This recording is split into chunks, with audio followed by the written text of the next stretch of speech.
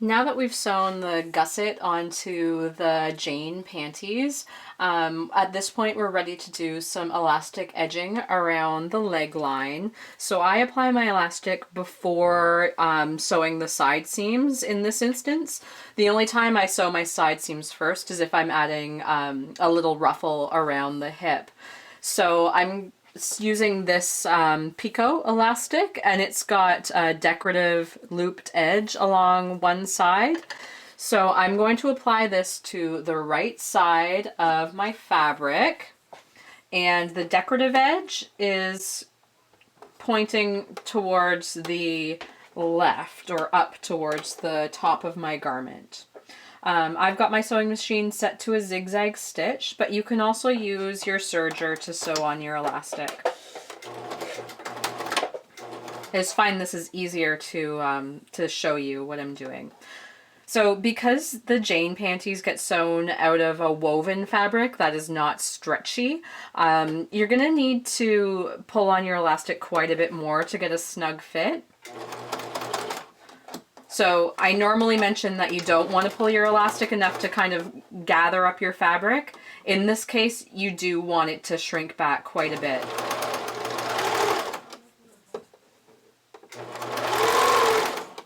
So I'll show you once I get this done how much it shrinks up.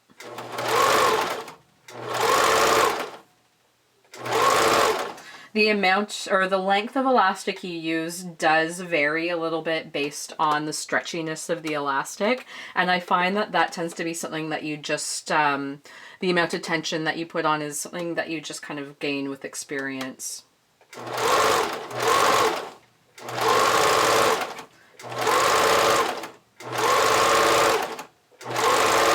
The most important thing is that you keep the tension even.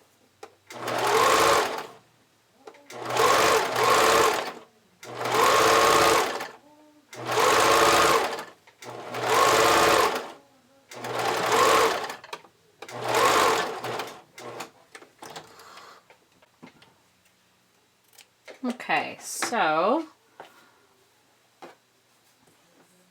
you can see how much that shrinks up. So I still don't have any puckers or gathers in my fabric, but it has shrunk back quite a bit, and it's going to start to resemble a normal pair of panties pretty soon. I know that they look gigantic before we put the elastic on.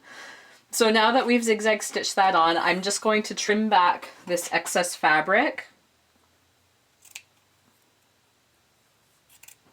So if you have a serger, you might want to just serge over the elastic without cutting into it at all. I'd like to zigzag stitch it on and then serge it because it makes a nice clean finish. But it's not 100% necessary to do that. I just find it tends to be a little quicker than trimming back your fabric. So I'm going to do the same thing to the other leg, and then I'll finish the side seams and the waist and the top stitching. So I've zigzag stitched the elastic around both of my leg lines, and at this point I'm going to sew my first side seam. So I'm going to put the right sides together, and I'm just going to fold the elastic towards the back. Fold the front elastic towards the back and line them up so the elastic meets evenly at the bottom. After you do your side seam, I'm going to do the zigzag stitching, the zigzag top stitching. And the reason I do it this way is because you end up zigzag stitching over top of your join, which creates a nice secure join. So I'm just going to do a 1/2 inch seam allowance on my sewing machine, and then I'm going to finish it with my serger. So just back tack over that join.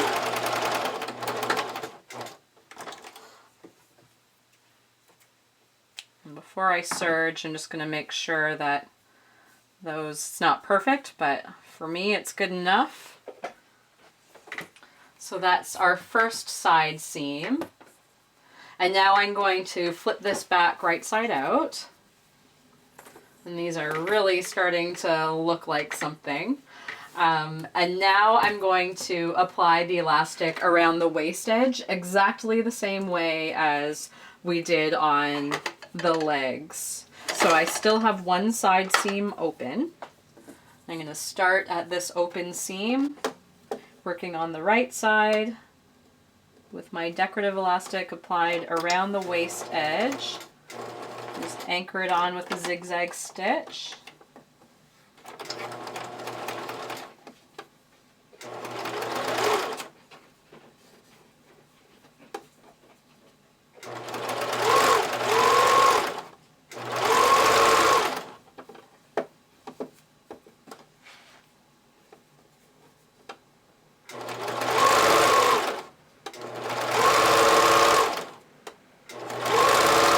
I usually find that I don't pull quite as much on the waist edge elastic as I do around the legs.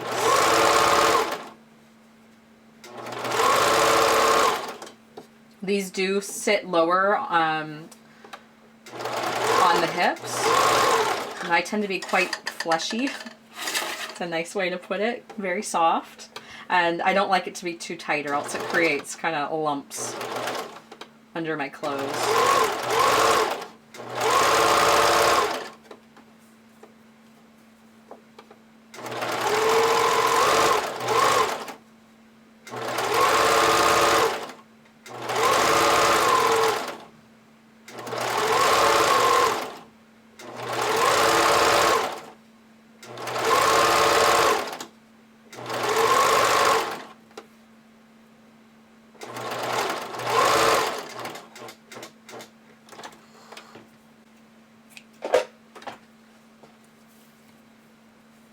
Okay, so things are really coming together fast now.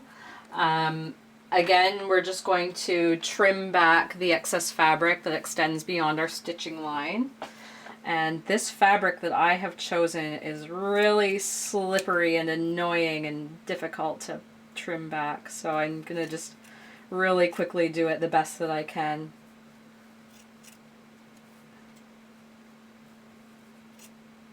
This is actually a fabric that I picked up at my local Fabricland store, and it feels amazing. I couldn't believe that it's actually 100% polyester.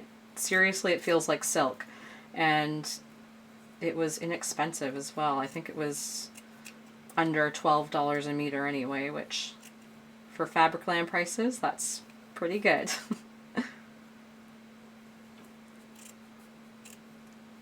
So for the Jane panties, you're going to want a lightweight woven fabric. So silks work great, satin works great, just anything kind of lightweight that has a good stretch on the bias. I've used linen, flannel, I've used quilting cotton. Even though it doesn't have great bias stretch, you can still use it, and it comes in a lot of great prints.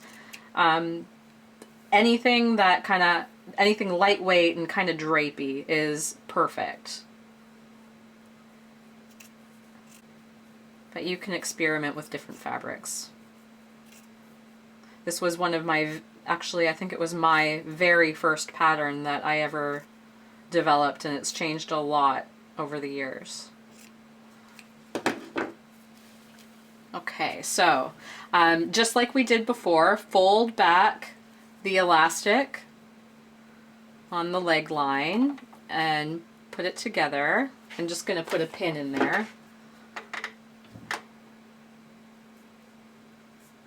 And then along the waist edge, do the same thing. Fold the elastic towards the back on either side and pin it together so that the elastic edges meet up nicely. You want the elastic to look like it's continuous even though we haven't sewn it in an actual loop. Okay, so now we can sew that together using a 1/2 inch seam allowance.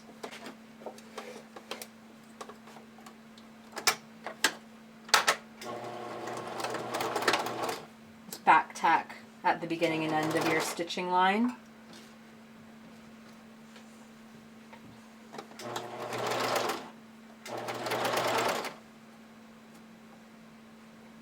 So I've changed the way that I sew these over the years. I've found, I think I released this pattern in 2013. So I've learned a lot in the last 4 years, so I'm constantly updating and changing the way I do things. Okay, now that I've done that seam, I'm just going to serge it. So this isn't the only way to sew. There are lots of different ways to put these together. This is just the way that I find is the easiest and the fastest. There, so these basically look exactly how we want them to. We just need to top stitch the elastic down. So I'm just going to use a regular zigzag stitch.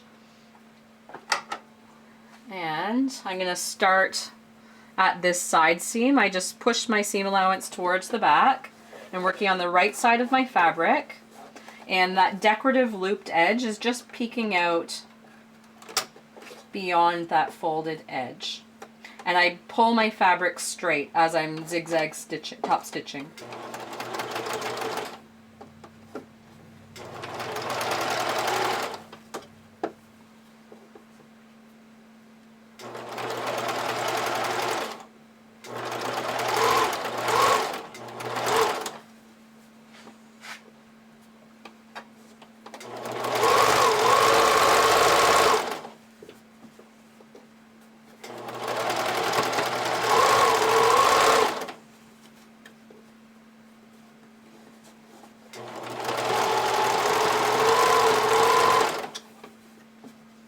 So when you're initially zigzag stitching the elastic on, you want your zigzag stitch to come close to this decorative edge without going over.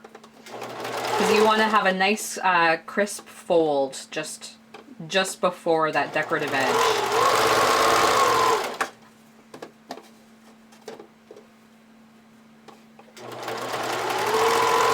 So you can see I'm kind of pulling the fabric back with my one hand, and I'm straightening it out with my other hand. There, just a little back tack to keep things secure. There, you can see how nice that looks now. So I'm going to do that on my other leg line and the waist, and then they'll be done.